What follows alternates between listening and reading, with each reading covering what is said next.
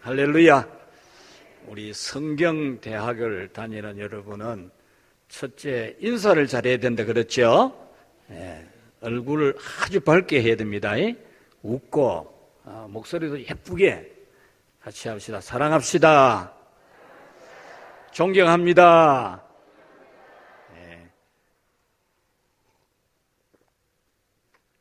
학교 가면은 어린아이들도 인사법을 배워요. 우리 성경대학은 최고로 수준 높은 대학이니까 인사를 정말 잘해야 되겠죠. 여러분들이 인사를 잘하는 그런 우리 성경대학을 다니는 여러분 되시기 바랍니다. 성경대학, 여러분 정말 수준 높은 대학입니다. 최고의 대학입니다. 성경, 경이 뭡니까? 경. 여러분 성서라는 말을 많이 쓰는 사람 있지요? 올바르지 않은 거예요. 성서 이러니까 막 굉장히 거룩하게 보이는 그런 느낌을 주는데 그거 옳지 않은 겁니다. 그래서 성서 이러면은 아주 여러분들이 좀 고상하게 들리고 그런 말을 하는 사람을 아주 거룩하게 좀 보는 그런 눈을 가지면 안 돼요. 서는 책을 말합니다. 글서 아닙니까? 책. 성경, 하나님의 경전이에요. 경전. 기독교 경전이라니까요. 그래서 성경이라고 하는 게 맞아요. 성서 이러면 막 굉장히 고상한 것 같던데 그런 거 아니에요. 이런 성경대학을 통해서도 그런 거 딱 배워야 돼요. 같이 합시다. 성경. 우리 경을 배우는 겁니다. 경을. 성경을 배우는 겁니다.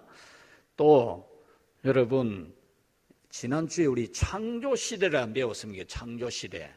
어느 대학에서 창조를 배웁니까? 창조시대를 배웁니까?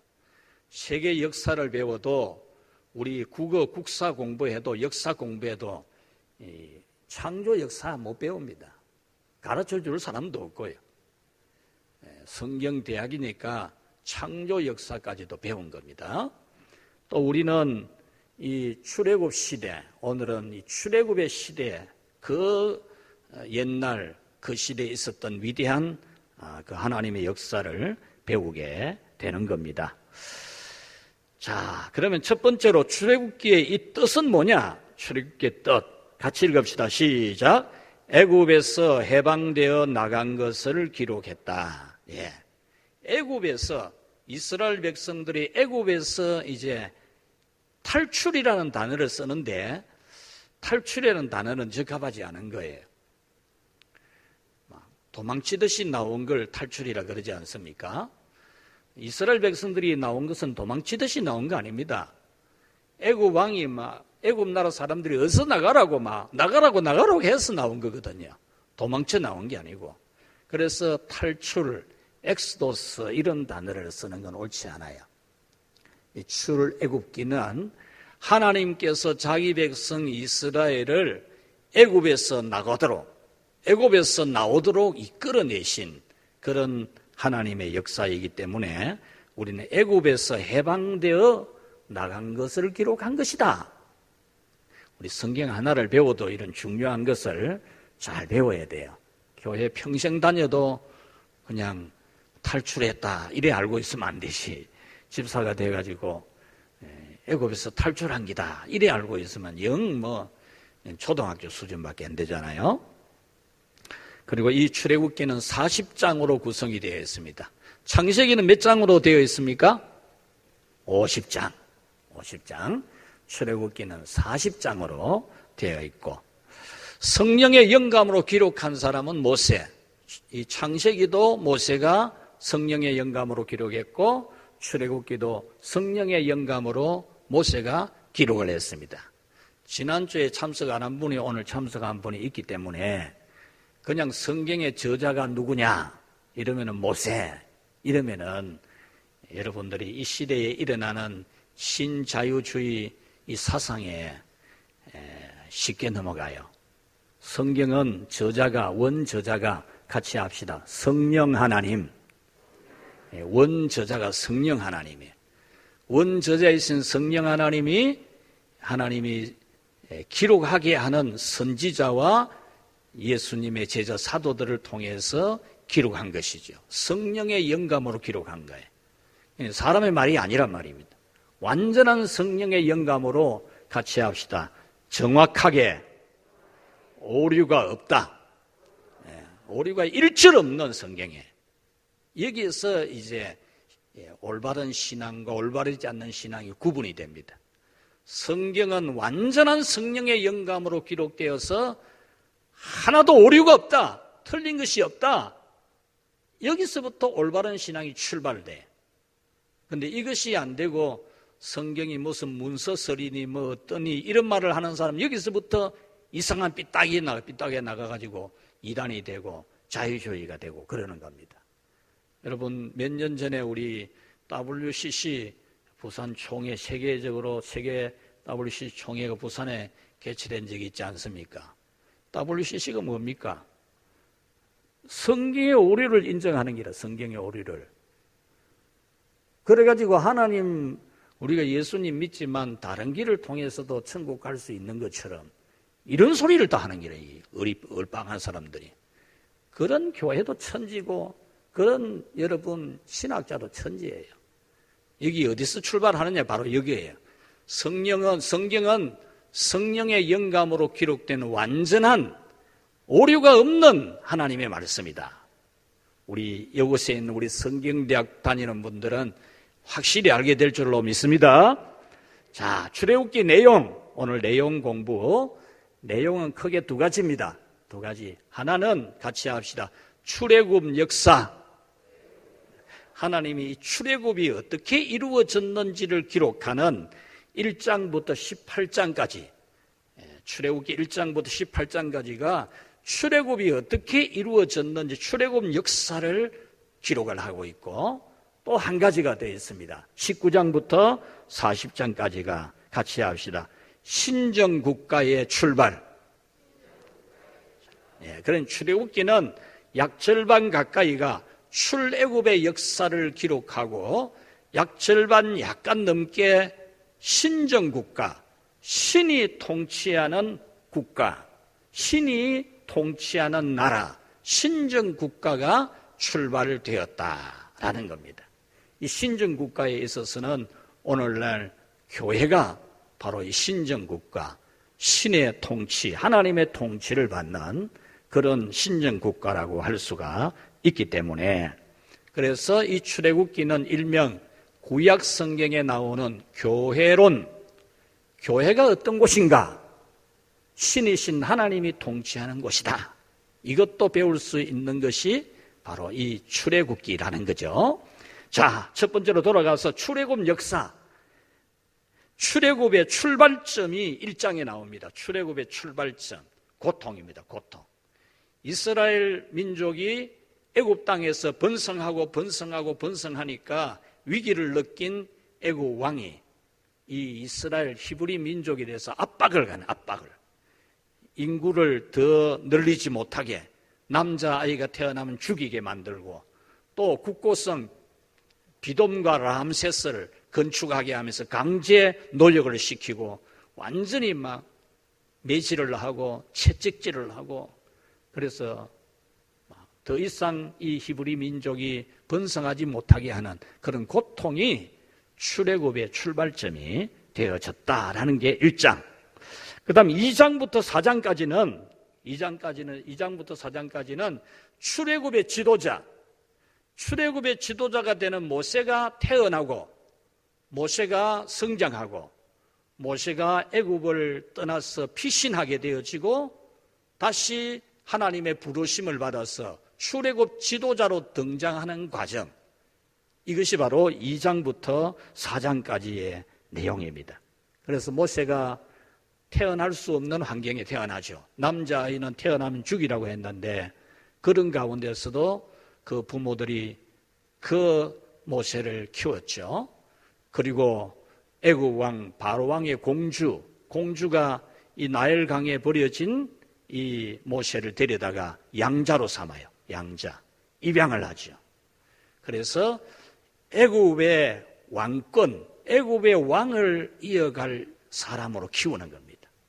그런 도중에 이 모세가 자기 민족 이 히브리 민족 이스라엘 사람들이 강제 노역을 당하고 이렇게 어렵게 사는 것을 보고 너무너무 가슴 아파하고, 또 같은 동족이면서 싸움질하는 걸 보고 이렇게 고생하며 사는데 싸움해가 되나, 싸우지 마라, 이 싸움 말리다가 어제 애굽 사람 쳐 죽인 거 이야기를 하니까 그만 도망을 가게 되죠. 그래서 도망갔다가 미디안 광야에서 40년이 지나고 하나님의 부르심을 받죠. 그래서 하나님의 부르심을 받아서 출애굽 지도자로 등장하는 게 이제 4장까지 나오게 됩니다.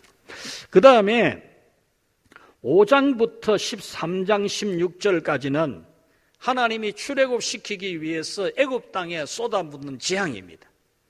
여러분, 이거 한 가지만 일어나도요 머리가 쭈삣쭈삣 설 일입니다.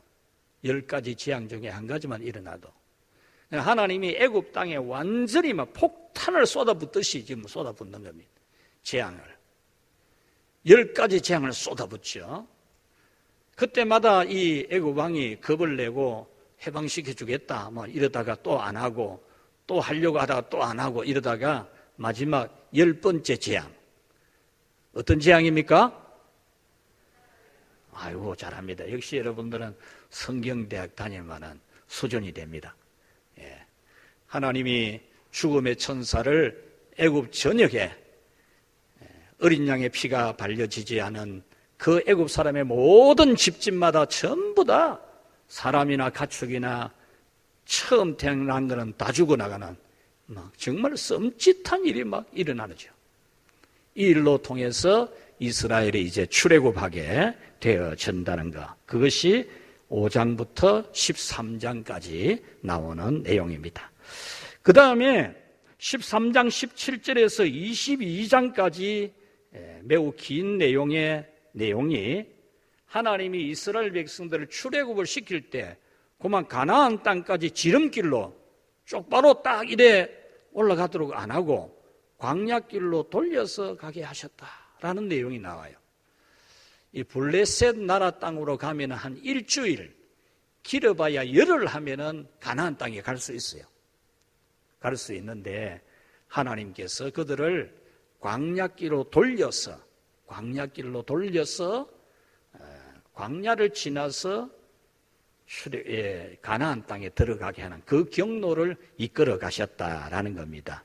그 이유는, 첫 번째 이유는 이제 막 가나안 땅에서, 애굽 땅에서 나왔는데 이 블레셋 나라가 이 굉장히 전쟁 잘하는, 싸움 잘하는 그런 사람들이 사는 나라거든요.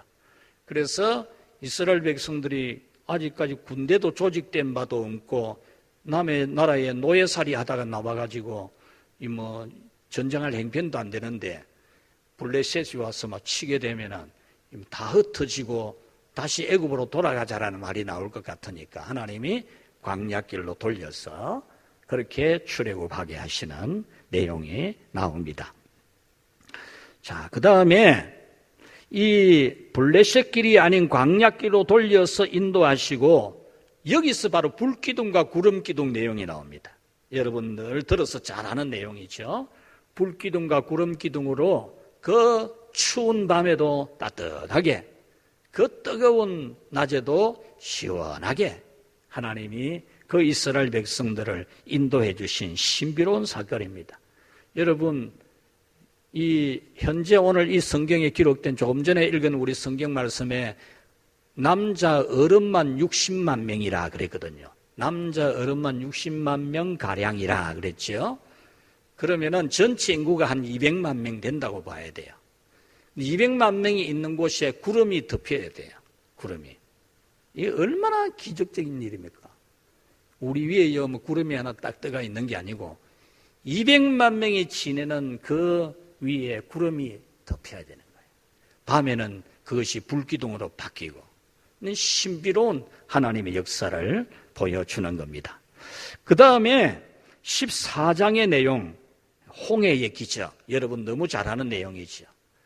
뒤에는 애국 군대가 추격해오고 앞에는 바다가 쫙 펼쳐져 있는, 완전히 이거는 정말 도간에 든 쥐와 같은 그런 이스라엘의 형편이었는데 하나님이 바다를 쫙 갈라뜨려서 바다에 마른 길을 딱 내어서 바닷물이 막 덮치려고 해도 절대 못 덮치도록 하나님이 딱 막고 마른 땅의 길로 이스라엘 백성들이 지나가게 한 기적, 그것이 출애굽기 몇 장에 있다고요? 14장. 우리 14장 이 기억해 볼 필요가 있어요. 홍해의 기적, 너무 중요하니까. 자, 그 다음 15장부터 18장까지가 홍해를 지나서 광야를 지나는 동안에 하나님이 인도해 주시고 보호해 주신 내용이 나옵니다. 첫째, 목마름이 있죠. 광야니까 물이 다 떨어지고 물을 마셔야 되는데 물이 없는 광야를 지나는데 그 쓴물, 마라의 쓴물을 하나님이 모세를 통하여 나무가지를 집어넣게 하면서 단물로 바뀌게 하는 너무너무 신비로운 일을 행했다는 것이 15장에 나옵니다. 그 다음에 이 마라의 쓴물 다음에 어떤 일이 있죠? 기억하시는 분. 엘림에 가죠, 엘림. 12곳에 샘이 있는, 물 12샘이 있고 종려나무 70주가 있는. 여러분, 종려나무 70주 있는 게 뭐 그리 좋은 긴가 이런 생각이 들 수 있는데 그 이스라엘 땅에 가보면 그게 신비한 겁니다. 여러분, 지나가다 보면은 이 광야를 지나가다 보면 풀 한 포기가 안 보입니다. 풀 한 포기가. 나무는 그냥 풀 한 포기가 안 보인다니까요. 가도. 그런데 한 곳에 가니까 샘물이 12개가 있는 거예요. 샘물이. 그 다음에 그곳에 샘물이 있다가 보니까 종려나무가 숲을 이루고 있어요. 70주가 막 숲을 이루고 있는 겁니다. 너무너무 좋은 거죠. 제가 이곳에 직접 가봤는데 신기할 정도입니다. 그 광야에, 풀 한 폭이 없는 광야에 가도 붉은색의 땅과 붉은색의 바위밖에 없는 그곳에, 이곳에 물 12개가 있고 종려나무가 숲을 이루어 있는 그런 신비한 장소가 바로 이 엘림이라는 곳입니다. 그 다음에 16장에 보면은 하나님이 굶주림으로부터도 구원해 주셨다라고 합니다. 굶주림. 여기서 만나와 메추라기가 나오죠. 만나와 메추라기. 하나님이 하늘에서 만나를 내려서 메추라기를 불어오게 해서 고기도 먹게 해주시는 내용이 바로 이 16장에 나옵니다. 그 다음에 사건이 17장의 머리바 사건, 르비딤이라고 하면 르비딤 사건이라고도 하는데 이게 뭐냐 하면은 이스라엘 백성들이 광야를 지나다 보니까 막 힘들거든요. 땀도 나고 물도 별로 없고 물 마시려고 하면 기적이 나타나야 되고 이러니까 막 모세한테 막 원망을 하고 불평을 하고 대들었다 그 말입니다. 그래서 이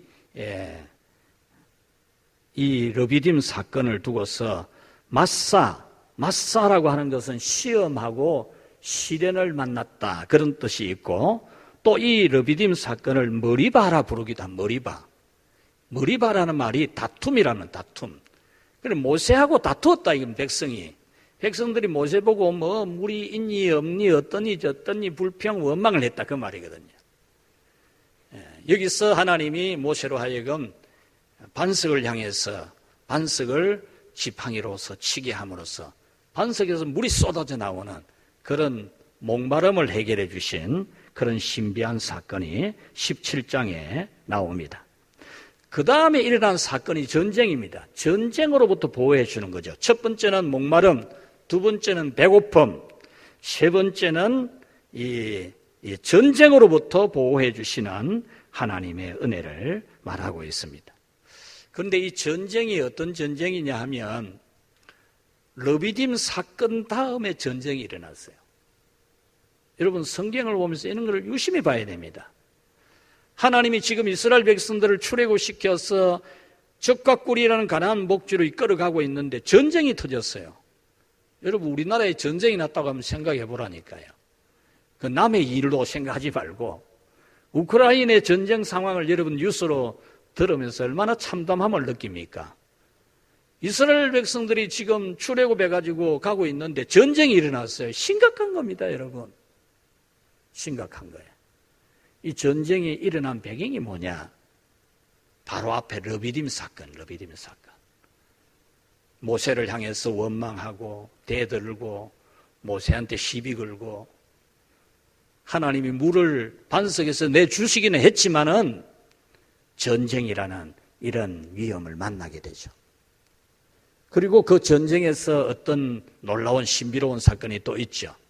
바로 모세는 산 위에 올라가서 두 손을 들고 기도하고 모세의 손이 올라가면은 이스라엘이 전쟁에서 이기고 모세의 손이 피곤해서 내려오면 아말렉이 전쟁에서 이기고 이렇게 되는 가운데 두 지도자 아론과 훌이 이 모세로 하여금 돌 위에 앉을 수 있도록 좋은 반석을 하나 딱 놔두고 모세는 앉고 두 사람은 양쪽에서 손을 들고 기도하는 모세의 손이 내려오지 않게 함. 그래서 전쟁에서 아말렉을 이기는 그런 내용이 나옵니다. 이 아말렉과의 전쟁이 얼마나 중요한 전쟁인지 성경은 굉장히 중요하게 다룹니다. 하나님은 이 아말렉, 이스라엘을 침략한 이 아말렉을 완전히 말살시키려고 합니다. 완전히. 사람이고 짐승이고 막 하나도 안 남겨두고 다 죽이려고 합니다.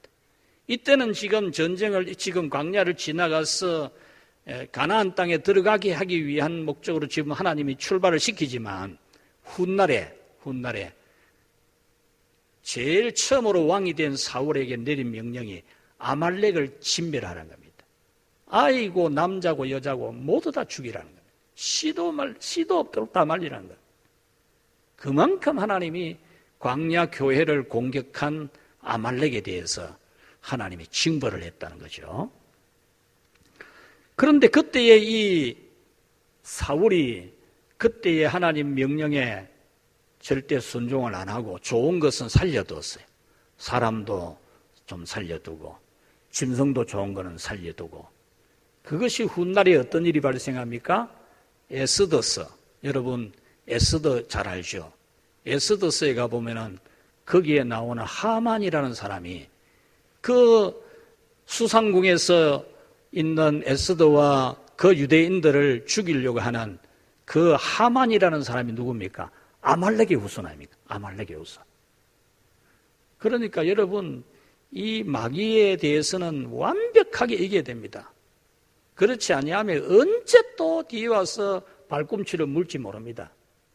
여러분 마귀를 대적하는 것에 대해서는 완전하게 승리를 해야 됩니다. 그리고 이제 18장에 나오는 내용이 1000부장, 100부장, 50부장, 10부장을 세우는 모세가 막 그 많은 광야의 200만 명이 되는 백성들의 재판도 해줘야 되고 뭐 시시비비도 가려줘야 되고 뭐 그들을 앞으로 어떻게 이끌어가야 될지 일이 너무너무 많은 거죠. 밤늦도록 일을 해야 되고 이것을 보고 모세의 장인 이드로가 아이고 그래가지고는 안 된다. 뭐 일을 이래 하노 이래 됐죠. 장인어른 보니까 모세가 막 열심만 가지고 막 밤늦도록 일하고 막 이러니까 그래가지고는 안 된다. 그래서 직분자를 세우라고 합니다. 직분자. 100부장, 1000부장, 100부장, 50부장, 10부장. 각각 이 1000명을 담당할 사람을 세우고 100명을 담당할 사람을 세우고 50명을 담당할 사람을 세우고 10명을 담당할 사람을 세우라 그랬어요. 그래서 모세가 일을 전부 분담을 해요. 분담을. 오늘날 교회의 직분의 의미는 바로 거기에 있는 거예요. 여러분들을 집사로, 권사로, 장로로 이렇게 세우는 이유는 교회의 일들, 하나님 나라의 일들을 다 분담해서 이래 하라 그 말입니다. 하라.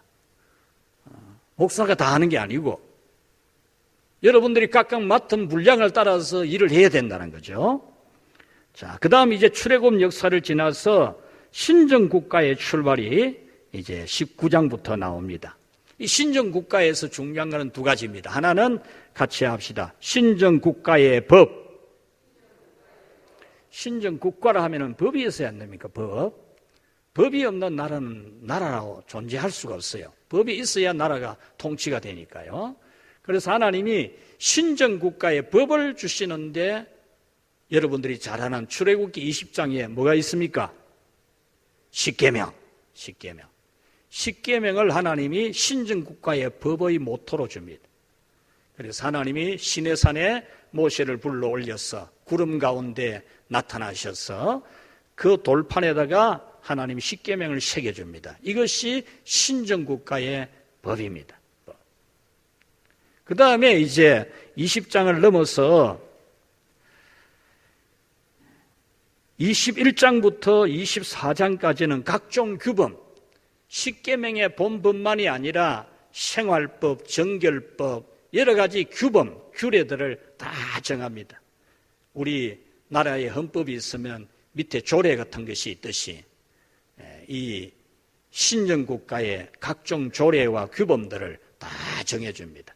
그래서 신정국가의 출발은 십계명을 받는 데부터 시작해서 각종 규범과 규례를 정하는 그 법을 받는 것입니다.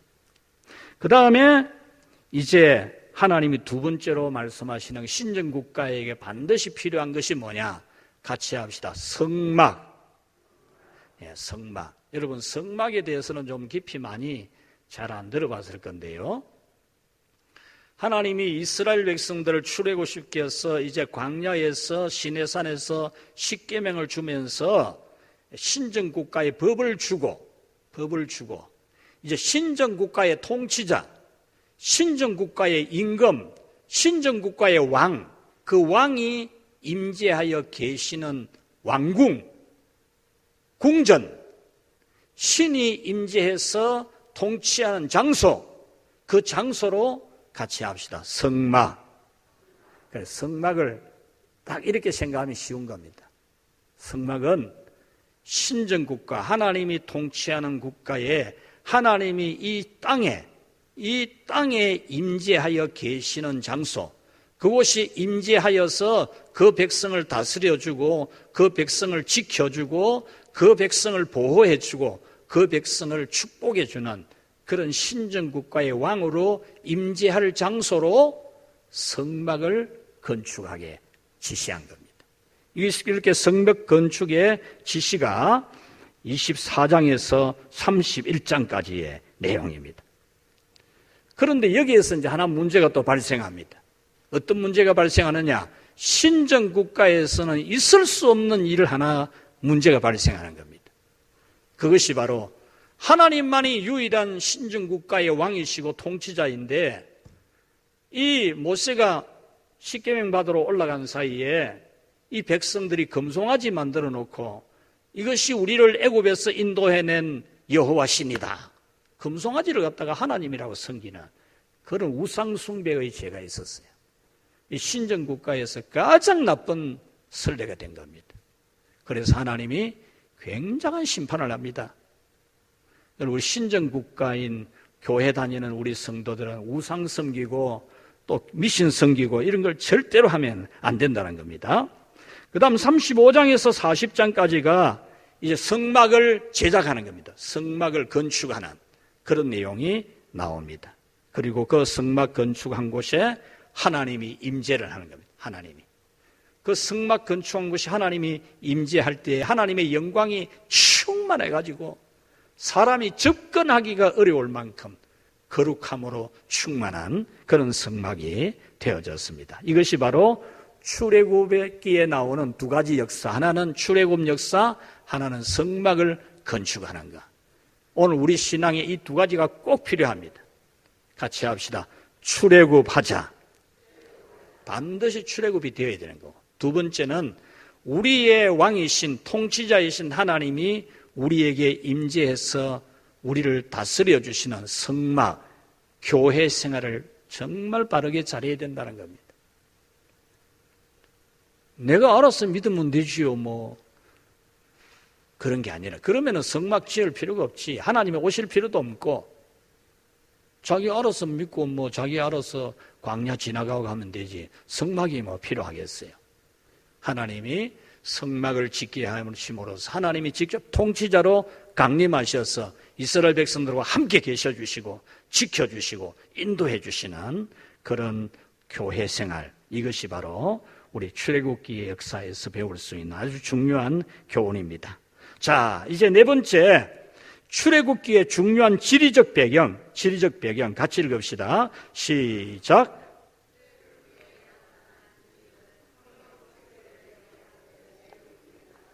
예, 여러분들이 설교 듣는 중에 가장 많이 인용되는 장소, 가장 많이 인용되는 성경 구절은 출애굽기입니다.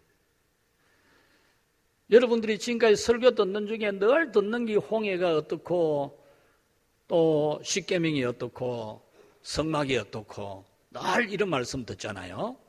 성경에서 가장 많이 언급되는 곳이, 많이 인용되어지는 곳이 이 출애굽기의 내용인데, 이 출애굽기의 내용에 나오는 지리, 중요한 장소들은 알 필요가 있어요. 알 필요가. 그 첫 번째, 고센 땅입니다. 고센 땅. 같이 읽읍시다. 시작. 이스라엘 백성이 400년 거주한 곳. 예. 이스라엘 백성들이 애굽 땅에 가서 400년 동안 살아온 장소, 고센 땅입니다. 고센 땅. 목초지죠. 아예 그곳에 들어가서 양치기 하면서 살아갔던 400년의 삶을 산 고센 땅. 그 다음 두 번째는 미디안 땅입니다. 미디안 땅.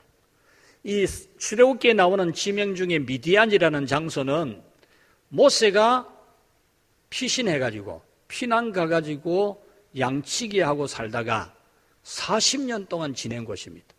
40년 동안 지내다가 미디안 광야에서 하나님이 타지 아니하는 가시덤불의 불로 나타나셔서 부르셨죠. 그래서 출애굽 지도자로 부르신 장소도 미디안 광야입니다. 세 번째는 홍해바다. 우리 너무 잘 아는 내용입니다. 14장 홍해바다. 바다가 갈라지는 기적, 홍해. 이것이 바로 출애굽기에 나오죠. 그 다음 마라의 쓴물, 마라라고 하는 쓴맛이라고 하는 이 뜻을 가졌는데요. 홍해를 통과하고 나서 첫 번째로 진을 치는 장소, 그곳에 물이 쓴물이어서 마실 수가 없는 최대 위기를 맞이했을 때 하나님께서 모세를 통하여 단물이 되게 해주신 장소, 마라. 그 다음에 어떤 장소입니까? 엘림. 엘림이 나오죠. 종려 70주, 물샘 12개. 그 다음에 이제 신광야. 엘림을 지나서 만나는 곳이 신광야. 이 신광야가 바로 만나와 메추라기를 하나님이 주시는 그런 장소. 그래서 우리 신광야도 기억해야 되겠죠. 그 다음에 만나게 되는 것이 러비딤. 러비딤이라는 이 장소. 전쟁이 일어난, 아말렉과의 전쟁이 일어나게 되는 그런 장소죠. 모세와 다투고 하나님을 시험한 곳으로서 아말렉과의 전쟁을 하게 되고 모세의 유명한 기도가 나오는 그런 곳입니다. 그 다음 시내산. 시내산이 아주 중요한 장소입니다. 출애굽기에 나오는 장소 중에서 가장 중요한 장소라고 할 수 있습니다. 이제 하나님이 신정국가의 법인 십계명을 주시는 장소로, 그곳에서 하나님이 십계명을 주시는, 그래서 시내산을 여호와의 산이다, 그렇게 부르기도 합니다. 자, 여기까지가 이제 출애굽기의 역사, 신정국가의 출발, 그리고 출애굽기에 나오는 중요한 지리들을 살펴보았습니다. 이제 다섯 번째로 출애굽기의 의미, 성경 가운데 이 출애굽기는 어떤 의미를 지니고 있느냐. 오늘 여러분들이 이것을 딱 들음으로써 출애굽기를 마스터하는, 출애굽기를 완전히 이해하는 그런 시간이 될 수 있겠습니다. 1번 시작. 예, 출애굽기는 우리 신앙에 가장 직접적으로 적용이 많이 되는 그런 말씀입니다. 그래서 출애굽기는 다 많이 읽어보는 게 좋아요. 많이 듣기도 하지만은 신약 성경에도 가장 많이 인용되는 것이 출애굽기 말씀입니다. 모세오경 창세기부터 신명기까지 나오는 모든 내용을 연결시켜 주는 것이 어디냐? 출애굽기입니다. 창세기에서 출애굽기에서 이제 율법을 받잖아요. 율법을 따라서 제사법이 나오는 레위기에 연기할 때예요. 민수기는 뭡니까? 출애굽에서 광야를 지나는 이스라엘 백성들의 인구수에 대한 기록이거든요. 신명기는 뭡니까? 출애굽한 백성들이 가나안 복지에 들어가기 전에 가나안 땅에 들어가서 살게 될 때에 어떻게 살아야 된다라는 말씀을 주시는 것이 신명기거든요.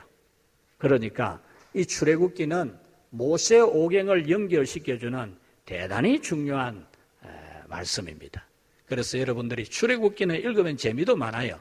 신비한 기적들도 많이 있으니까. 그래서 출애굽기는 많이 읽으면 좋습니다. 자, 2번 시작.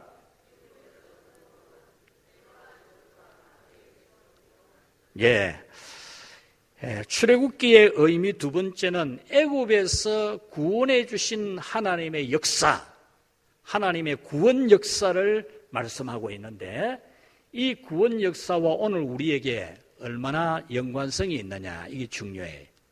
하나님이 이스라엘 백성들을 애굽에서 구원해내는 놀라운 역사, 신비한 역사가 있었듯이 우리를 죄와 저주와 마귀에게서 구원해 주시는 하나님의 신비한 은혜를 이 출애굽기는 우리에게 보여주는 겁니다.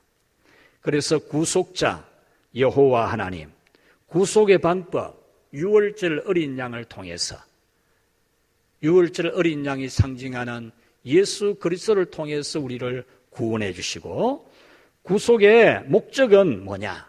하나님이 왜 이스라엘 백성들을 출애굽하게 했느냐? 목적이 뭐죠? 예배입니다. 예배. 광야에 가서 하나님을 예배할 수 있도록 출애굽을 허락해 달라. 처음에는 모세가 애굽 왕에게 그렇게 요청을 했죠. 그래서 나중에 항복을 하면서 애굽 왕이 모세에게 너가 빨리 나가서 예배해라. 빨리 나가서 예배해라. 이랬다니까. 우리가 출애굽하고 마귀에게서, 저주에서, 심판에서 구원을 받은 우리가 된 것은, 같이 합시다, 예배자가 되도록. 그래서 예배자가 되는 거예요. 예배자. 예배자 되라고 출애굽시켜 준 거예요. 구속의 은혜는 예배자가 되라고 구속의 은혜를 베풀어 준 거예요. 그러니까 예배를 지겨워하고 예배를 안 드리려고 하면 안 돼요. 하나님의 구원을 받은 주 예수 그리스도의 십자가의 은혜로 구원받은 우리는 예배하는 백성, 예배자가 되도록 불러준 거예요. 그러니까 예배가 지겹고 예배가 싫고 이러면 안 되는 거죠. 여러분들은 예배를 좋아하는 그런 참 예배자가 되어야 합니다. 자, 애굽의 노예에서 같이 읽겠습니다. 시작.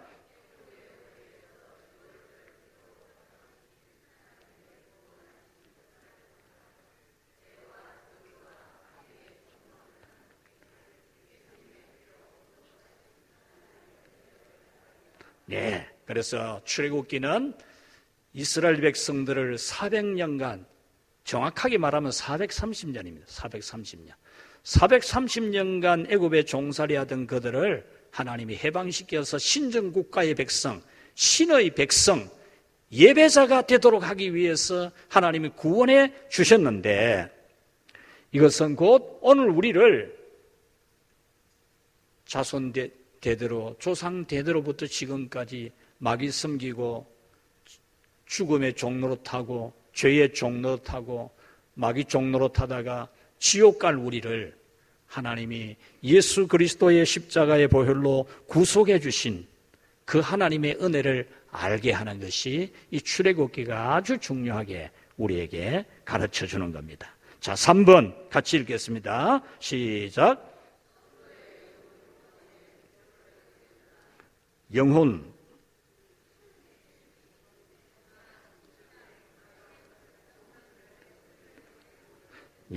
이 출애굽기는 우리 성도들의 영육간의 구원에 직접 적용되는 겁니다. 직접. 출애굽해야 되듯이, 애굽에서 나와야 되듯이, 우리가 예수 그리스도를 믿고 죄와 저주와 마귀로부터 구원을 받았듯이 우리 정신도, 우리 생각도, 우리의 언어도, 우리의 생활 패턴도 같이 합시다. 출애굽하자. 예수 믿고 구원받고 마귀에게서 출애굽하고 했는데도 언어나 생각이나 정신이 영 출애굽이 안 되고 그러면 안 되겠지요. 출애굽이 돼야 돼요. 여러분 출애굽 못하고 있는 애굽에 종살이 하는 것처럼 마귀 시키는 대로 하고 옛날 습관 못 버리고 또 영 생각이나 정신이나 마음 쓰는 거나 이런 게 영 애굽에 그냥 노예살이 하는 노예 근성 이런 거 가지고 있으면 안 되죠. 오늘 우리가 읽은 본문에서는 잡족들이 많았다. 많은 잡족들이 있었다 그랬죠. 출애굽하는데 따라 나온 잡족들이 많이 있었다 그랬어요. 여러분들의 정신이나 생각이나 언어나 이게 출애굽돼야 돼요. 출애굽. 예수 믿고 교회 다니고 집사 되고 이런데도 영 말하는 게 출애굽이 안 된 사람이에요. 욕도 잘하고 성질도 잘 부리고 싸움도 잘하고 그러면 안 되겠지요. 같이 합시다. 출애굽하자. 나는 출애굽한다. 출애굽하시기를 바랍니다. 출애굽해야 됩니다. 자, 4번 같이 읽겠습니다. 시작. 언약을 지키시는 하나님. 자, 우리 출애굽기를 보면서 이제 한 가지 중요한 거 이것만 배우고 오늘 마치겠습니다. 출애굽하는데 아주 중요한 것이 하나님이 약속을 지켰다 그 말입니다. 출애굽은 하나님이 약속을 이행했다 그 내용입니다. 어떤 약속이냐? 창세기에서 하나님이 아브라함에게 약속해 준 게 있어요. 약속. 우리 지난주에 배웠는데 횃불 언약. 아브라함이 잠을 자는데 하나님이 꿈에 나타나셨어요. 꿈에 나타나가지고 보여주신 게 말씀해 주시는 약속을 해주시고 나서 보여주는 게 횃불이 지나가는 일이 있어요. 그래서 그 언약을 횃불 언약이라 그렇게 불러요. 자, 우리 창세기 15장 13절 말씀 같이 읽겠습니다. 시작.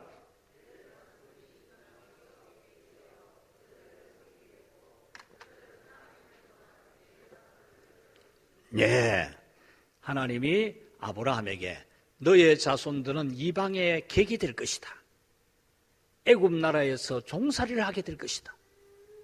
너의 자손들은 애굽에서 400년 동안 애굽 사람을 섬기는 종이 될 것이다. 하나님이 말씀을 해 주셨습니다. 자, 그 다음 14절 시작.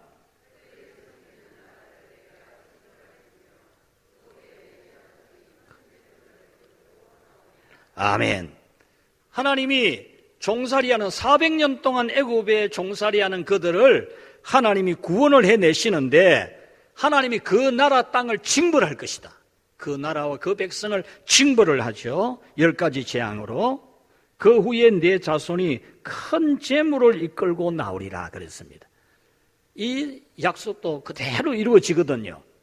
출애굽할 때 막 도망쳐 나온 게 아니고 애굽 사람들이 금도 은도 막 가축도 가지고 나가도록 막 줬다는 겁니다. 막 겁이 나가지고 무서워가지고 살려고 막 도망쳐 나온 게 아니라는 거예요. 하나님이 횃불 언약을 통해서 꿈에 나타나서 그때에 너희 자손들이 애굽에서 나올 때에 많은 재물을 가지고 나올 것이다. 그 언약을 해준 거죠.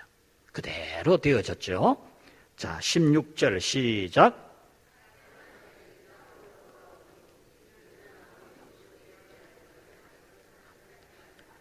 네, 4대 만에 이 땅으로 돌아오리라. 아브라함이 가나안 땅에 살고 있을 때에 하나님이 너의 후손들이 4대 만에 돌아오게 될 것이다. 그렇게 말했죠. 지금 현재 이 한 1대, 2대는 그렇게 길지 않아요. 그러나 그 시대는 1대, 2대가 어떻게 구분을 했느냐 하면은 장남이 다시 태어나는 걸 한 세대라 봤어요. 그래서 그 당시 사람들은 수명이 길었고 그리고 그 아들이 결혼을 해서 장남이 결혼해서 아들을 낳는 시간까지가 약 100년 정도 걸렸어요. 그래서 4대 만에라는 말씀이 그 시대를 두고 하는 말입니다. 그래서 4대 만에 이 땅으로 돌아오리니 이는 아모리 족속의 죄악이 아직 가득 차지 아니함이라. 하나님이 왜 이런 질문을 해요? 하나님이 이스라엘 백성들을 사랑하면 뭐 하려고 애굽에 보내가지고 400년 동안 종살이 시킵니까? 고생 왜 시킵니까? 이런 말하는 사람도 있고, 하나님이 이스라엘 백성들을 사랑하면, 아브라함을 사랑하면은 그만 가나안 땅의 사람들을 하나님이 능력이 모자랍니까? 뭐 숫자 적다고 하나님이 못 이기겠습니까? 막 싹 썰어뿌리고 뭐 아브라함 자손에게 주면 되지. 왜 하나님이 이렇게 400년 고생시켜가지고 이렇게 돌아오게 했습니까? 이런 질문을 하는 사람들이 있어요.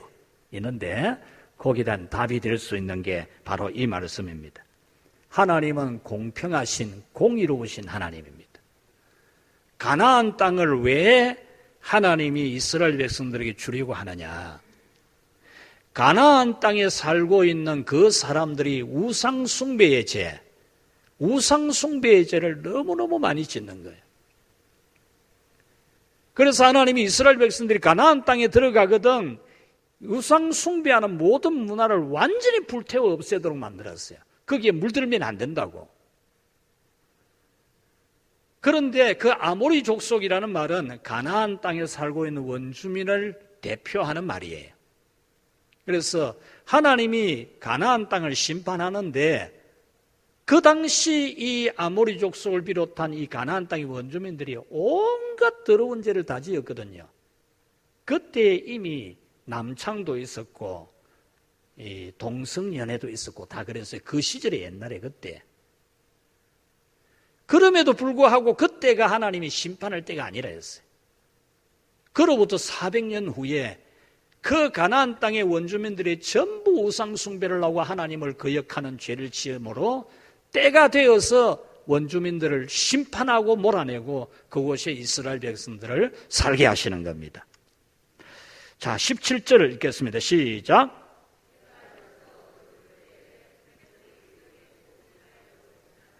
예.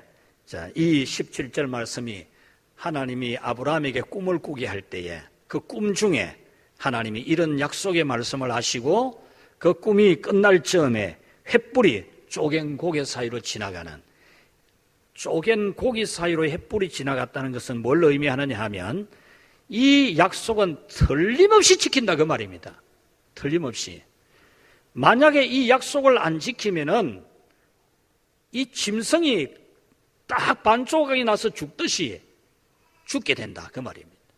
그래서 반드시 지킨다는 의미로 쪼개진 짐승 사이로 횃불이 지나가는, 하나님이 반드시 내가 너희들을 다시 출애굽해서 돌아오게 될 것이다, 이런 약속을 해주시고 그 약속을 지키신 겁니다. 이것이 바로 출애굽기의 내용입니다. 오늘 여러분들은 이 출애굽기의 말씀처럼 죄와 저주와 마귀의 종노릇하는 데서 하나님이 만세전에 여러분을 택해서 아브라함의 후손들에게 약속했던 가나안 땅을 주려고 하신 것처럼 예수 그리스도를 십자가에 죽게 하는, 살을 쪼개고 피 흘려 죽게 하면서 약속한 게 뭐냐? 우리에게 하나님의 나라 천국으로 돌아오게 하는, 우리의 본향인 천국에 돌아가게 하는 그런 하나님의 언약이 되는데, 이 언약대로 하나님은 그것을 다 이루셨어요. 이스라엘 백성들이 애굽 땅에서 정말 종살이하고 있을 때 유월절 어린 양의 피로 그들을 구원해 주신 것처럼 예수님의 십자가의 보혈로 우리를 구원하시고 우리에게 영원한 가나안 복지, 천국을 주신 겁니다. 우리는 지금 그 가나안 복지인, 현재의 가나안 복지인 교회에 들어와서 하나님의 신정국가인 교회 안에서 살아가고 있는 신국민, 신의 국민, 하나님의 국민, 하나님의 백성이 되어 있고, 우리는 영원한 하나님 나라, 하나님의 도성, 천국의 도성에 우리는 가서 완전한 하나님 나라의 안정과 평화와 영광과 축복을 누리게 됩니다. 할렐루야. 그래서 우리는 출애굽한 사람입니다. 출애굽한 사람으로서 하나님이 주신 가나안 복지, 교회 안에서 교회 생활 잘하고 영원한 가나안 복지, 하나님의 도성, 천국에 갈 때까지 하나님의 통치를 잘 받는 신국민으로 살아가시기를 바랍니다. 기도합시다. 하나님 아버지 감사합니다. 출애굽기 생각만 해도 정말 가슴이 뛰는 이 신비한 하나님의 은혜를 이 한 시간에 다 살펴보게 하신 하나님 감사합니다. 하나님은 우리 신국민인 우리에게 십계명을 주셨습니다. 신국민의 법으로서 하나님의 말씀을 주셨습니다. 신국민의 통치자로서 하나님이 친히 교회에 강림하시고 다스려 주시고 우리는 하나님의 백성이 되어서 영원한 하나님의 나라, 하나님의 도성, 천국에 가게 해주신 거 감사합니다. 이 출애굽기 말씀을 기억하면서 이 세상을 지나는 동안에 우리가 여호와를 잘 경외하고 하나님 나라 가기까지 믿음 잘 지키는 신국민들이 다 되게 하여 주옵소서. 예수님의 이름으로 기도하옵나이다. 아멘.